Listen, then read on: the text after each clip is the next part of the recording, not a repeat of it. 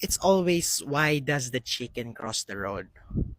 But never, how is the chicken? No? Why are we not checking the chicken's mental health, huh? Hmm? Guys, kamustahin naman natin yung mga manok natin. Please.